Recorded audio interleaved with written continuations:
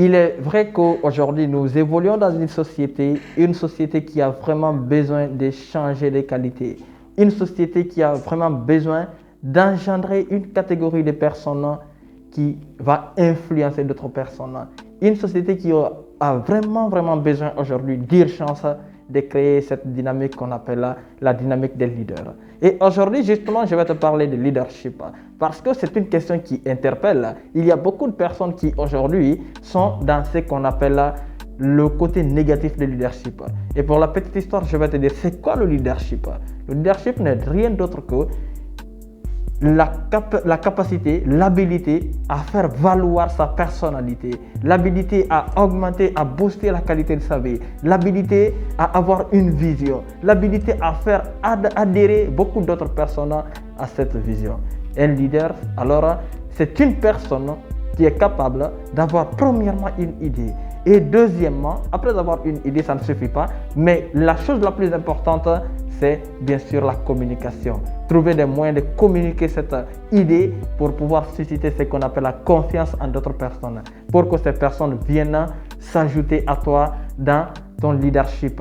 Parce que ces personnes viennent par confiance, ces personnes doivent venir par inspiration. Et pour la petite histoire, je vais vous parler de deux catégories de leadership qui aujourd'hui gangrènent dans nos sociétés. Et il faut savoir que c'est seulement la seconde catégorie de leadership qui est la meilleure. Et si aujourd'hui tu te trouves dans une catégorie que tu ne t'es jamais réclamé, sache une chose.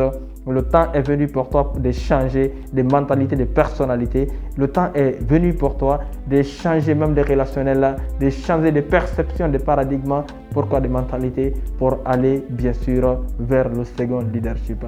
Alors le premier leadership, ou plutôt la première catégorie de leadership, j'appelle cela les leaders classiques. Le leadership classique. C'est quoi le leadership classique? Le leadership classique, il faut savoir justement que c'était un leadership qui était basé sur la nervosité, un leadership qui était basé sur le cri, un leadership qui était basé sur la force. Et Paul ou Pierre, fais ceci, fais cela, et automatiquement la personne se dépêche pour le faire. Alors on l'appelle le leadership par hiérarchie. Tu profites de ta position, de ton hiérarchie pour commander telle ou telle personne. Telle personne doit exécuter tes ordres. Dans le réel leadership, ce n'est plus le cas. Alors la deuxième catégorie de leadership, c'est le leadership par invitation, par inspiration, par la bonne communication, par la confiance, par l'intuition. Les personnes qui viennent en fait s'ajouter à toi dans ce deuxième leadership que j'appelle le leadership moderne, c'est le leadership par invitation. Ces personnes-là viennent par inspiration et elles ne sont pas forcées.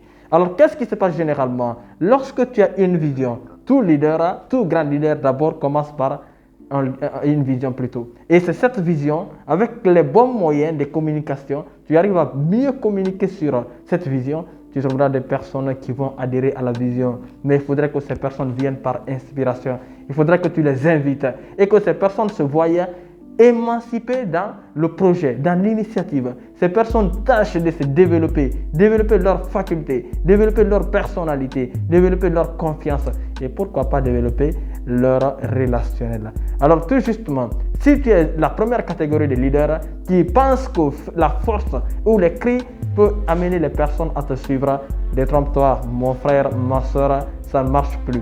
Et si réellement tu veux travailler les facultés, les habiletés de leadership, je t'invite bien sûr à suivre le lien qui sera sur la vidéo pour être un leader qui va booster la qualité de sa vie. Et quelles sont bien sûr les qualités d'un leader? Je vais juste te citer 3 qualités d'un leader. La première qualité d'un leader d'abord, c'est l'écoute.